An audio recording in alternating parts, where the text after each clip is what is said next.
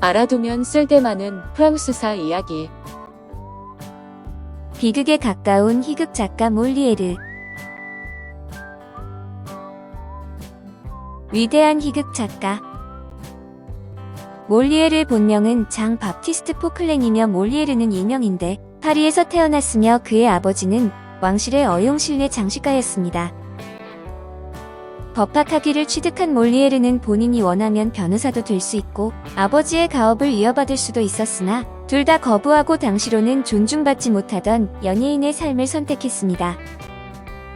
몰리에르가 자신의 신분을 버리고 천대받는 연극을 하겠다고 하자 그의 아버지는 당근 몹시 화를 냈다고 합니다.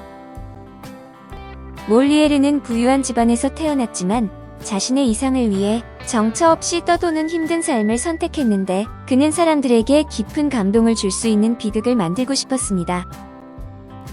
그러나 생존을 위해 어쩔 수 없이 사람들을 웃길 수 있는 희극을 써야 했는데 무대 위에서 항상 에너지 넘치는 모습을 보여주었지만 무대 아래에서는 고뇌에 가득 차 있었습니다. 그의 희극은 비극에 가까웠으며 그가 보여주는 웃음 속에는 씁쓸한 비애가 숨어 있었는데 연극이 끝나고 사람들이 자리를 떠날 때까지 그의 모습은 언제나 은막의 그림자 속에서 서성거렸답니다.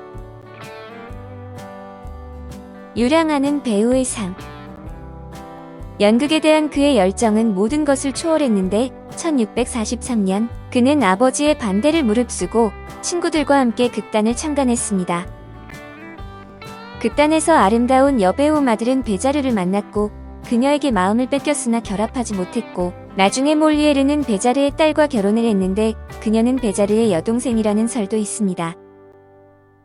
극단은 2년도 안 된 1645년에 경영 악화로 문을 닫았고 그는 부채 때문에 감옥에 가게 되는데 아들이 마음을 돌리길 기대하고 아버지가 빚을 갚아주었지만 몰리에르는 끝내 마음을 바꾸지 않았습니다.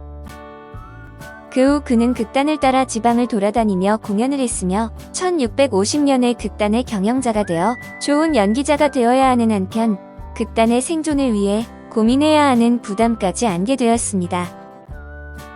오랜 유랑 생활 속에서 몰리에르는 기아와 빈곤의 고통을 충분히 경험했는데 부잣집에서 어려움 모르고 자랐던 그가 삶의 고난을 이해하면서 희곡의 소재들이 무궁무진하게 쌓여갔습니다.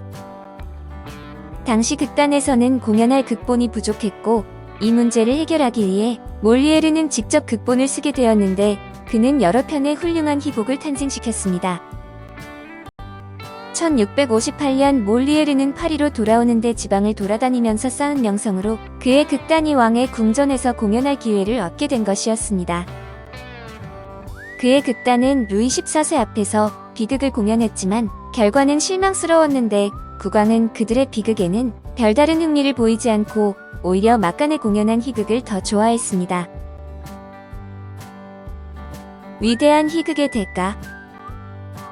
국왕을 즐겁게 한 그의 극단은 파리에서 자리를 잡을 수 있게 되었고 장기 공연에 들어갔는데 항상 위대한 비극 연기자가 되고 싶었고 극단도 비극 공연을 포기하지 않았습니다. 그러나 비극에 대한 국왕의 반응과 공연의 실패로 몰리에르는 새로운 고민에 빠졌는데 결국 그는 생존을 위해 희극을 선택하게 되었습니다. 그의 희극 작품에는 희극적인 부분 안에 현실과 인성에 대한 관심이 더 많이 표현되어서 그 밑바탕에 비극을 깔고 있었는데 이것이 그의 작품이 오래도록 사랑받는 이유가 됩니다.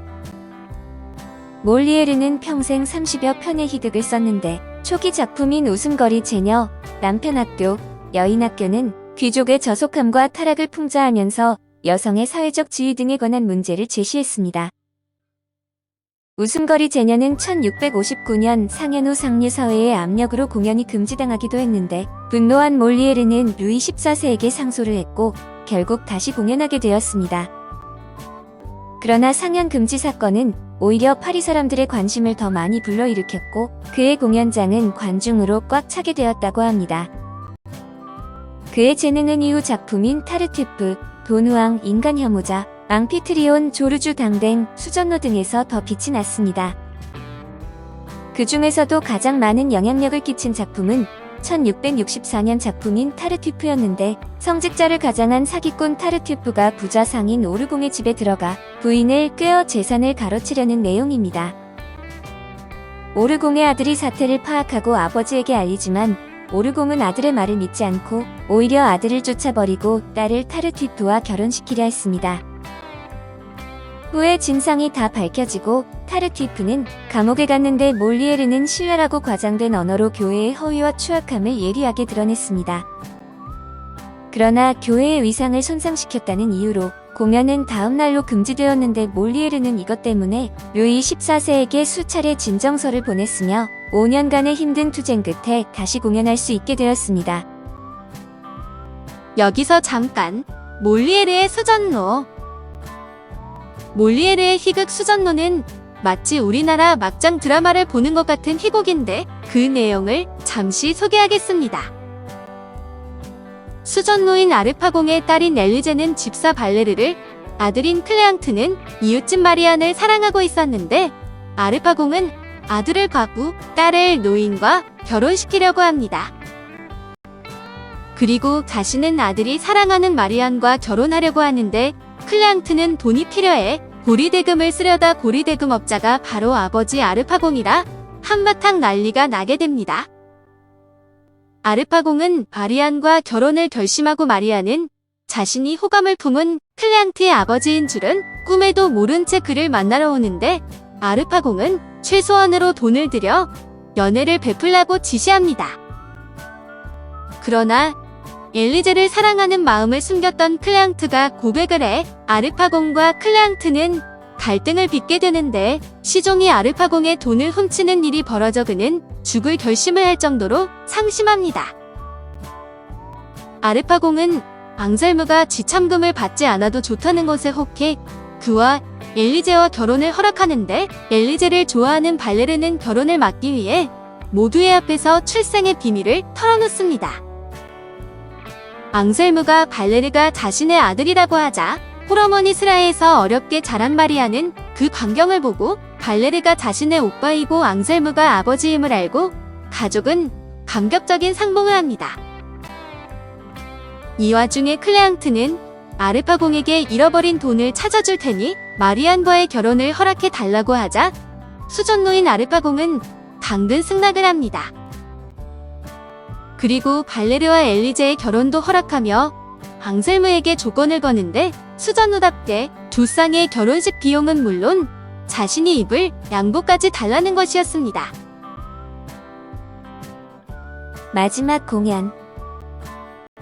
몰리에르는 과중한 일로 자신의 몸을 혹사했는데 극도로 쇠약해진 그는 결국 폐결핵에 걸리고 말았습니다. 1673년 2월 17일 몸 상태가 최악이던 상태에서도 그는 상상병 환자를 계속 공연했는데 무대 위에 등장한 그의 쇠약한 모습을 보고 관중들은 그가 극의 내용을 잘 연기한다고만 생각했습니다. 공연이 막바지에 올랐을 때 그는 경련성 기침을 했지만 웃음으로 숨겨 넘겼는데 그때 그의 몸은 이미 심각한 상태였고 피를 토하기도 했습니다. 공연이 끝난 후 몰리에르의 기침은 더욱 심각해졌고 결국 혈관 파열을 일으켰는데 날도 밝지 않은 새벽 위대한 극작가는 그렇게 세상을 떠났습니다. 그러나 몰리에르는 생전에 교회에 밉보여 파리 주교는 임종전에 참여를 하지 않았다는 이유로 그를 교회 무덤에 묻지 못하도록 했습니다. 루이 14세가 직접 나서 중재를 한 후에야 몰리에르는 교회 묘지 한 구석에 매장될 수 있었지만 장례식은 냉랭했다고 하는데 이렇게 프랑스의 가장 위대한 희곡 작가 몰리에르는 비극적으로 막을 내렸습니다.